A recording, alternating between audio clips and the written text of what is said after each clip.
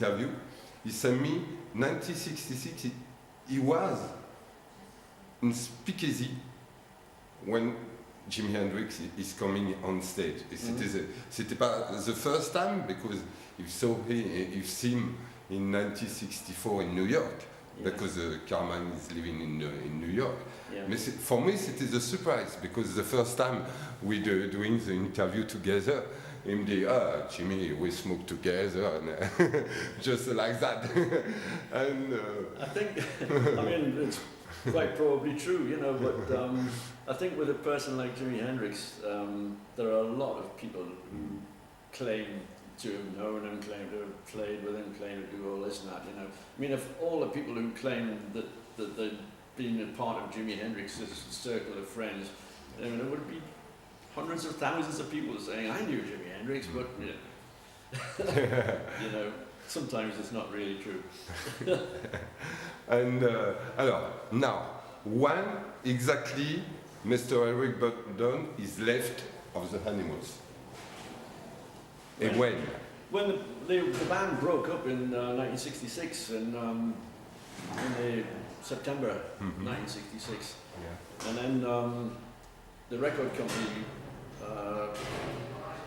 Eric wanted to continue his career as a singer, but the record company insisted that he call his new band Eric Burdon and the New Animals, or not the Animals, because the name the Animals has some weight, you know, brings people.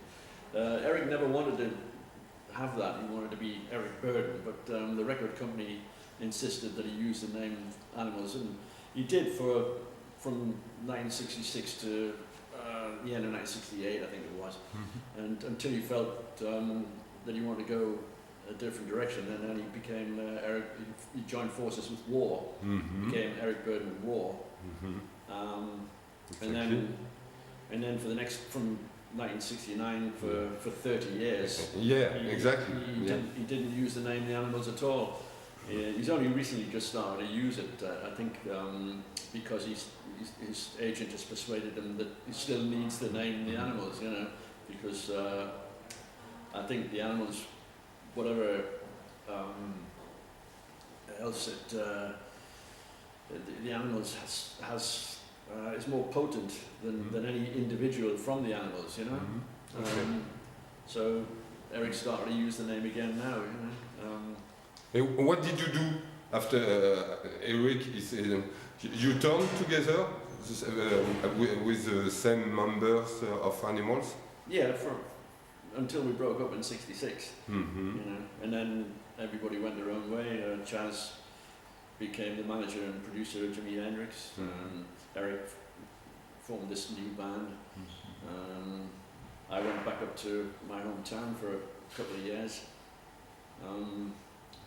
went into business, and then Chaz invited me to join him, and I moved back to London, just as I say, just in time to start work on his new band, which was Slade, and I stayed with Chaz right through the 70s. Alan formed his own band, Alan Price, and Hilton settled in America, and he didn't do very much at all, I don't think. And then we got back together in 1975, made an album in England, which was just a one-off thing. And then again, we reunited in 1983 for a year reunion tour, which took hold of that year. That's been pretty much it, really. We've all been individuals after that. I've been working with, well, I first started together with Hilton, the original guitarist of Valentine, back in 1993. And then we had Hilton, we had Dave Robury, who was the last keyboard player in the Animals. And but he died in 2003. In between Alan Price and Dave Robury, we had Mick Gallagher, who was another guy from Newcastle, and he's back with us now. Is there Mark? He's played tonight. Sorry? Mark Gallagher. Mick. Yeah. Oui, Mick. Yeah, he's with us tonight. Yeah.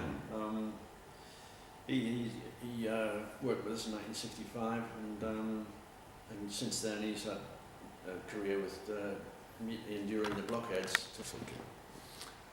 Et it's very important now. C'est the is there the comeback for the because I see animals who in England you turn in European. Mm-hmm. Okay, but the French is very hard to see you because the music in French, you know.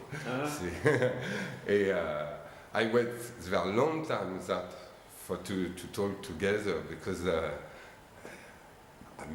am 52 years. C'est my generation. Okay, when I was very young, and. During this period, 80 and 20, you turn with the band, or did you do the record with the... Yeah, well, as I said, we recorded and toured in 1983. It was a one-year project, you know. We didn't intend to stay together forever, you know. So we made a studio album and a live album. And did a tour mainly in North America, and that was the whole thing, you know. Thing finished, end of story, and everybody went their separate ways again. You know, there was never any plan to stay together as a band. You know, I think that wouldn't have been possible given the personality clashes that go on with. Ça c'est new generation. Et during this period in punk rock, this for you, it's difficult to turn because it's a new generation is coming in England. Oh yeah. There's always a new generation coming through. I think when around about that punk rock period in the 70s. 70s and 80s, I think, were difficult for my generation because, I don't know, people thought it was old-fashioned or whatever, you know. But in the past 15 years, I think, there's been a much more interest in looking back to the 60s and realising how important the music was, you know, because it's influenced everything that's come since, one way or another. But I think people are coming out more in the past 15 years to see bands like mine and, you know, other people on the road, just drugs and whatever. No, I mean, it's got to be said. No, but because in England, is there the new generation. Me, in 1982, c'était heavy metal. Yeah. For the old band, I think it's more difficult to play because for the. I don't know. We get audiences now that are people of our generation or your age, and we also get a lot of young people, you know, because they've started to listen to where the music came from, and they're going back in time and finding what was going on in the 60s and the 50s even. And so we get a lot of young people coming to our shows now. We also get a lot of people who come, I think, because they might not be around much longer, you know. We're all getting older, and people are dying off too fast for my likings. I mean, we've already lost Noel Redding and all of the Jimi Hendrix experience are dead now, you know, and there's a lot of people sort of disappearing off to the big gig in the sky, and you know, so people come to see us because it might be the last chance, I think. But when Chaz is passed away? Chaz was 95. 95. Yeah, he was only in his 50s. He was just. Your projects, and did you the new recording? Yeah, we've got some recording in the can at the moment. We're in process, so we should have a new record out this year, I think. We did a live a studio recording about 2 years ago with original material written by this band. The current one we've been working on, it's not finished yet, but it's going back to the influences from the 1950s, where we all, you know, the original Animals were sort of teenagers in the 50s, and we were all fans of this, you know, new rock and roll and blues, what we're doing now is we're revisiting those old influences, the songs that, you know, got in our heads back then, and trying to find a new way of recording them, you know, to a new slant on it. So it's going to be like a sort of revisiting of our favourite records of that time, you know, when we were teenagers, you know. And future projects, alors, how many dates? Like you turn in European... it's just all the time, you know. All the time? Yeah, it's not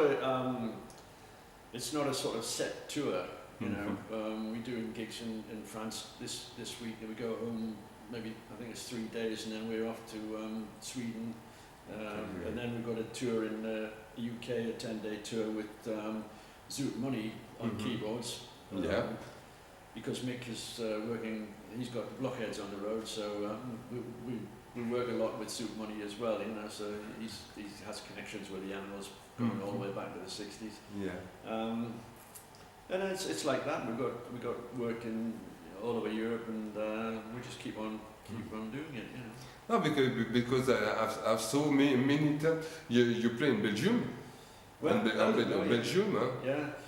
Oh, I mean, well, I think we've got gigs in France, Belgium, Germany, Sweden. We're going to Russia and Ukraine later this year. Oh, okay. We've got work in Italy. It just keeps going on and on. Yeah. Okay, but thank you very much. Thank you.